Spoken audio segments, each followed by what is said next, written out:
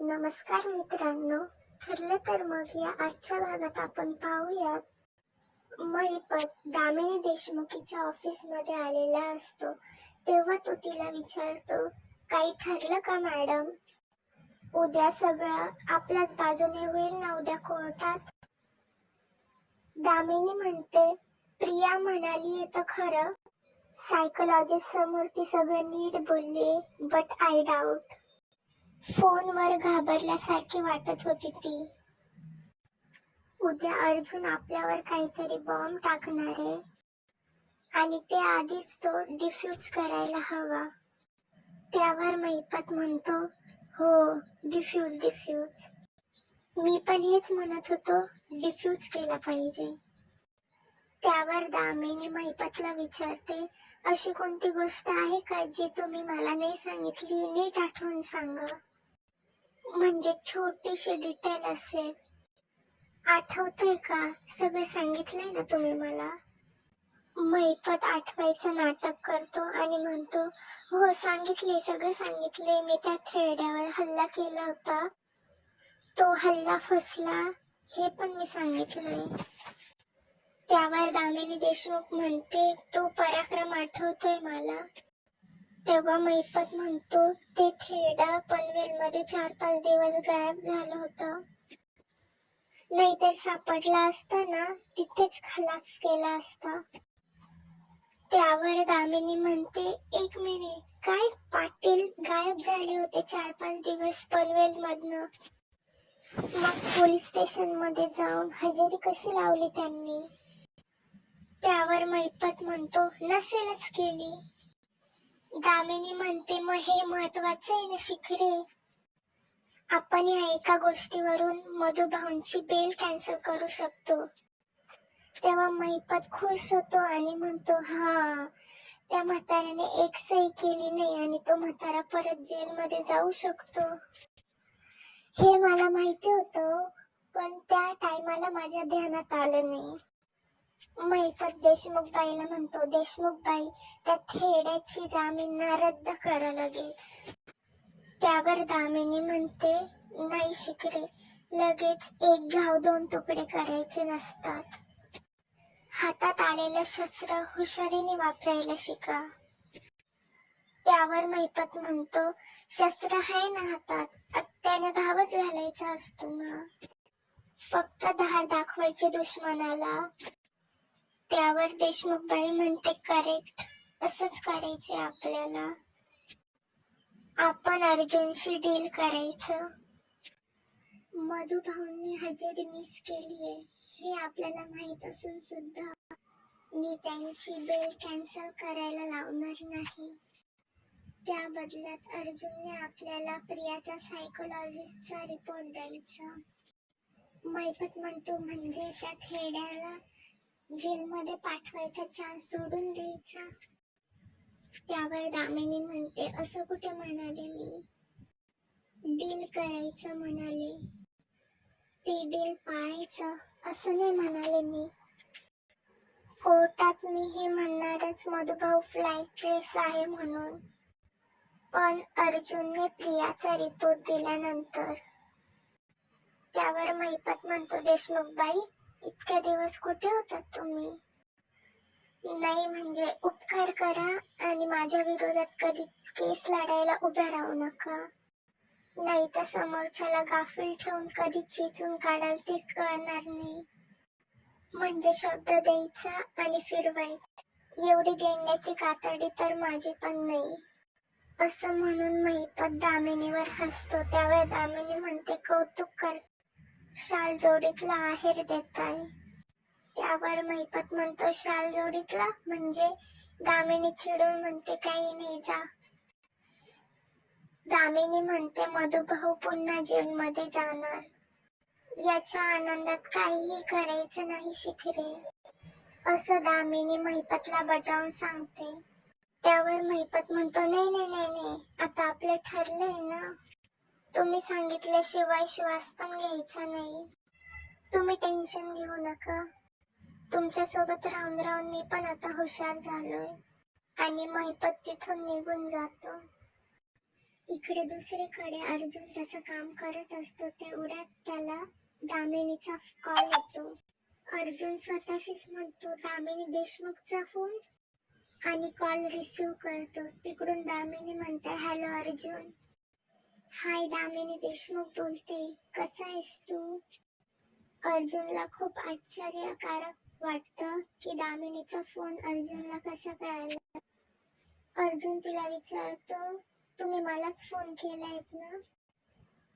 तुम्ही इतक्या चेअरफुली बोलतायत म्हणून विचारलं. त्यावर दामिनी हसून बोलते अरे कोर्टातल्या गोष्टी कोर्टातच ठेवायच्या असतात. आपली वेगळी अशी पर्सनल स्पेस आहे की नाही. त्या स्पेस मध्ये आपण काही वैरी नाहीये, दुश्मन नाही आहोत.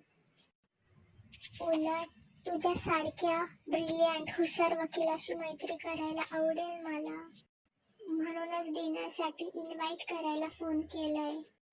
आणि कोर्टातलं सगळं तिथेच विसरून ये हा बर का. आणि सोबत तुझ्या बायकोला सुद्धा आण.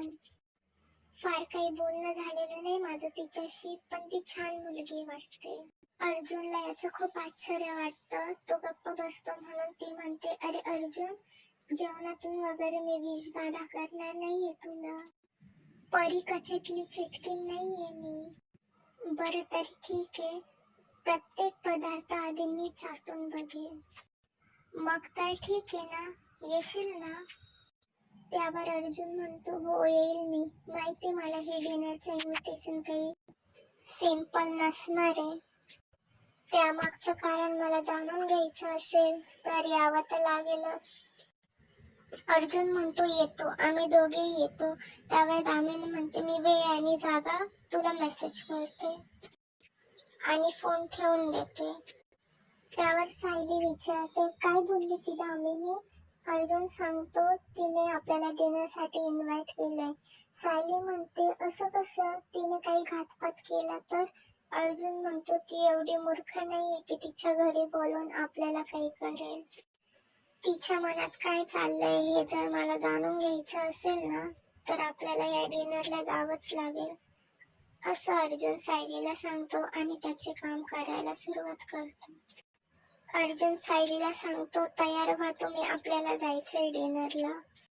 हे सर्व अर्जुन आणि सायलीच्या रूम बाहेरून तन्वी ऐकत असते.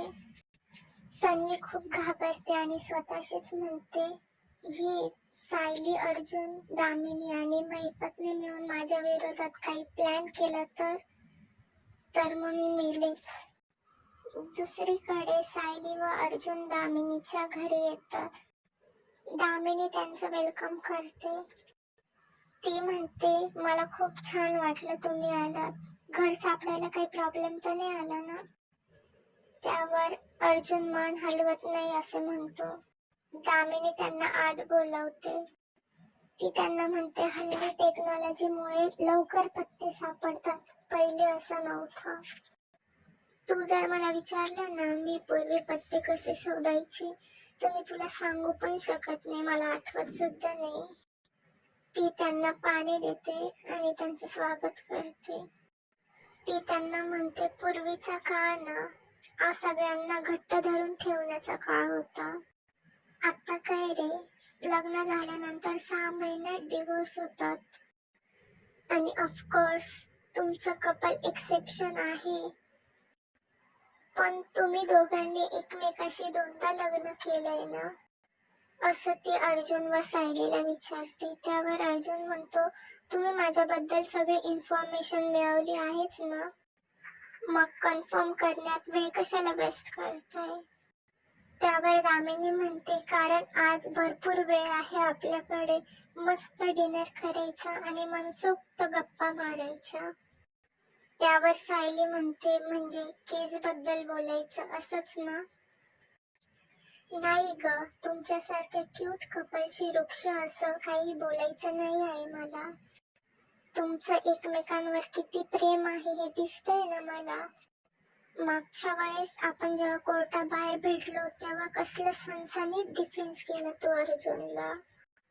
त्यावर अर्जुन म्हणतो ह्या तर एखादी केस सुद्धा सनसनीत डिफेन्स करू शकता. त्यावर दामिनी हसूनच म्हणते, नाईस. हे जे तुमच्या दोघांमधलं प्रेम आहे ना, त्याचं खूप कौतुक आहे मला. त्यावर अर्जुन म्हणतो, तुम्ही आमच्या प्रेमाचं कौतुक करायला इथे नक्कीच बोलवलं नाहीये. सो डायरेक्ट मुद्द्यावर हात घालूया. त्यावर दामिनी म्हणते, नाही रे अर्जुन, काही अजेंडा नाहीये माझा. दामिनी म्हणते, पूर्वीच्या काळी जेव्हा युद्ध व्हायची ना, तेव्हा जर शत्रूने चर्चेसाठी बोलावलं, तेव्हा राजा स्वतःच शस्त्र ठेवून मगच शत्रूच्या छावणीत जायचा. मी तर तुझी शत्रू पण नाहीये, तू उगाचच धारधार तलवार घेऊन आलेला आहे. ती काढून ठेव, ज्ञानासकट काढून ठेव. दामिनी म्हणते, ओके रिलॅक्स. काय सांगू, कॉकटेल सांगू? त्यावर अर्जुन म्हणतो, नो, मी ड्रिंक नाही करत. त्यावर दामिनी म्हणते, हो, तू रविराजचा शिष्य आहेस ना, या सगळ्यापासून दूरच असणार. तेव्हा अर्जुन म्हणतो, एक्झॅक्ट, सिनियरने मला हेच शिकवलंय. कोर्टाची आर्ग्युमेंट असेल किंवा केसच्या अपोजिशनच्या लॉयरच्या घरी इन्फॉर्मॅलिटी असेल, स्वतःचं ब्रेन नेहमी शांत ठेवायचं. कारण कोण कधी कुठून वार करेल हे सांगता येत नाही. त्यावर सायली म्हणते, ज्या वकील मॅडम शुद्धीत असताना शब्दांचा वेगळा अर्थ काढतात, त्याचा कोर्टात गैरफायदा घेतात, अशा व्यक्तीसमोर आम्ही भान हरपून कसं चालेलो मॅडम? अर्जुन म्हणतो, सेन्स ऑफ ह्युमर. माझ्या बायकोचं सेन्स ऑफ ह्युमर खूप चांगलं आहे. हे आजचं हे डिनर तुमच्या कायम लक्षात राहणार आहे, असं अर्जुन दामिनीला म्हणतो. तेव्हा इकडे प्रिया खूप घाबरते आणि तिच्या रूम मध्ये येऊन स्वतःशीच म्हणते, विरोधी पक्षाचे वकील भेटून काय करत असतील? अर्जुन, सायली आणि दामिनी एकत्र येणं हे माझ्यासाठी खूप डेंजरस गोष्ट आहे. माहीतच काय, दामिनीच्या प्रत्येक गोष्टीला हो करत असतो, पण माझ्या विरोधात कट रचला जातोय हे मला नागोबाने सुद्धा सांगितलं नाही. सगळे एकाच माईचे मणी आहेत म्हणा, पण नाही, आता मला सावध राहायला हवं. सगळे माझे शिकार करतील आणि सगळे असे केस मधून सुटून जातील. तन्वी खूप घाबरलेली असते, तेवढ्यात तिथे अश्विन येतो आणि तन्वीला आवाज देतो, तन्वी, व म्हणतो, अगं तन्वी, एवढं डचकायला काय झालं तुला? त्यावर तन्वी म्हणते, अरे ते गरम होतंय ना, म्हणून जीव असा घाबरा घोबरा होतोय. त्यावर अश्विन म्हणतो, अगं एसीचं टेम्परेचर कमी करायचं ना, काय एवढं त्याचं? आणि अश्विन एसीचं टेम्परेचर कमी करतो आणि तन्वीला विचारतो, आता ठीक आहे आणि जरा थोडा आता रिलॅक्स हो, मला एका पेशंटची केस स्टडी करायची, आता मी ती संपवतो. दुसरीकडे आता अर्जुन, सायली व दामिनी जेवायला बसतात. तेव्हा दामिनी सायली व अर्जुनला म्हणते, अजिबात लाजू नका, एकदम व्यवस्थित जेवा. आणि स्वयंपाक मी नाही केलाय, आमचा संजय म्हणजे त्यांचा स्वयंपाकवाला, त्याने स्वयंपाक केलाय हा. व अर्जुनला म्हणते, एकच गुलाबजाम घेतलाय अर्जुन, सरांना एक अजून गुलाबजाम वाढ, असं ती संजयला सांगते. नाही, 2 गुलाबजाम वाढ सरांना. त्यावर अर्जुन म्हणतो, नाही, अति गोड आणि अति गोड माणसं शरीराला हानिकारक असतात, मी अवॉइडच करतो, थँक्यू, असं अर्जुन म्हणतो. त्यावर दामिनी म्हणते, मग ठेचा वगैरे देऊ का तुला? म्हणजे कसं आहे, जीवनाला, माणसाला आणि जेवणालाही थोडी चव येते. त्यावर ती दामिनी सायलीला विचारते, काय ग सायली, तू खूप मस्त स्वयंपाक बनवत असशील ना ग? त्यावर सायली मान हलवते व अर्जुन म्हणतो, माझी बायको सुगरण आहे, आयत्या वेळेला 25 माणसांचं जेवण बनवू शकते, असं तो दामिनीला सांगतो. दामिनी सायलीला विचारते, अगं तू ती वात्सल्य आश्रमात होती ना, अशा मुली आश्रमातल्या लवकर स्वयंपाक शिकतात. तेव्हा अर्जुनला खूप राग येतो, पण सायली त्याच्याकडे नाही असं सांगते, त्याला शांत करते. दामिनी परत सायलीला विचारते, काय ग सायली, मधुभाऊ अगदी तुझ्या वडिलांसारखे असतील ना ग? त्यावर सायली म्हणते, नाही, ते वडीलच आहे माझे. दामिनी म्हणते, या केस दरम्यान ना इतक्या विचित्र आणि धक्कादायक गोष्टी समोर आल्यात ना. त्यावर अर्जुन म्हणतो, महिपत आणि साक्षी किती खोटं बोलतायत हेही कळलं असेल, आणि तरीही तुम्ही त्यांची केस घेतली. दामिनी हसूनच म्हणते, हा माझा व्यवसाय आहे अर्जुन, आणि कुठलीही केस थोडीशी कॉम्प्लिकेटेड असायचीच. कसं आहे, कधीतरी माझा आशील चुकतो, कधीतरी तुझा आशील चुकणार, कधीतरी साक्षी चुकीच्या सल्ल्यामुळे कोर्टात खोटं बोलली, कधीतरी मधुभाऊ 7 दिवस पोलीस स्टेशन मध्ये हजेरीच लावायला गेले नाही. चालूच राहणार नाही का? दामिनी अर्जुन व सायलीला विचारते, पण मला सांगा, जेव्हा मधुभाऊंच्या जीवाला धोका होता तेव्हा तुम्ही त्यांना मुळशीला घेऊन गेलात ना? सायली, तुला हे सगळं खूप जड गेले असेल ना? तेव्हा सायली म्हणते, नाही, कारण हे माझ्या आणि मधुभाऊंच्या पाठीशी ठामपणे उभे होते, त्यामुळे ते संकटही अगदी विरून गेलं. त्यावरती म्हणते, हा, अर्जुन सारखा वकील, एवढा हुशार वकील असताना तुम्हाला काय टेन्शन? अगं, त्याला माहिती होतं त्यांनी एक दिवस जरी हजेरी चुकवली ना तर ते फ्लाईट टेस्ट धरतात, त्यांना जेल होऊ शकते, त्यांना बेल कॅन्सल होऊ शकते. पण नाही, या सगळ्याची काळजी केली नाही अर्जुनने त्यांची जीवाची काळजी केली. कमाल आहे हा, असा नवरा भेटायला भाग्य लागतं. तुम्ही दोघं काही जेवतच नाही असं म्हणून ती दामिनी सायली आणि अर्जुनला वाढायला येते. अर्जुन म्हणतो, जेवणाचं नाटक इथेच बंद करूया आपण आणि मुद्द्याचं बोलूया, कारण तुम्ही किती म्हणाल्या तुमचं इथे बोलवण्या मागचं काही हेतू नाहीये, यावर माझा विश्वास नाहीये. दामिनी म्हणते, मी मॅनर्स म्हणून जेवण संपेपर्यंत वाट बघणार होते. मधुभाऊंनी 7 दिवस पोलीस स्टेशन मध्ये जाऊन हजेरी लावली नाही हे मी तुझ्या विरुद्ध कोर्टात वापरू शकते, पण मी तसं करणार नाहीये. मधुभाऊंनी हजेरी लावली नाही हे मी पूर्णपणे विसरून जाणार आहे. या बदल्यात फक्त तुला मला सायकोलॉजिस्टने जी चौकशी केली ना ते रिपोर्ट्स मला हवे, बस, बाकी काही नाही. त्यावर अर्जुन म्हणतो, तुम्ही मला डील ऑफर करताय? दामिनी म्हणते, हो, मधुभाऊंना जेल बाहेर ठेवण्यासाठी ही काही मोठी डील नाहीये, आणि तुझ्या फायद्याचीच आहे, आणि तुमचाही फायदा. ग्रेट, तुम्हाला अशी ऑफर फक्त तुम्हीच करू शकता. आपण कायद्याच्या जगात. अर्जुन म्हणतो, या डील मध्ये ना एक करेक्शन आहे. ती म्हणते, काय? अर्जुन म्हणतो की या डील मध्ये फक्त तुमचा फायदा आहे, माझा नाही. इथे आजचा भाग संपतो. उद्याच्या भागात आपण पाहणार आहोत अर्जुन व सायली पूर्णाईंचा आशीर्वाद घेऊन म्हणतात, आज मदर्स डे पूर्णाई.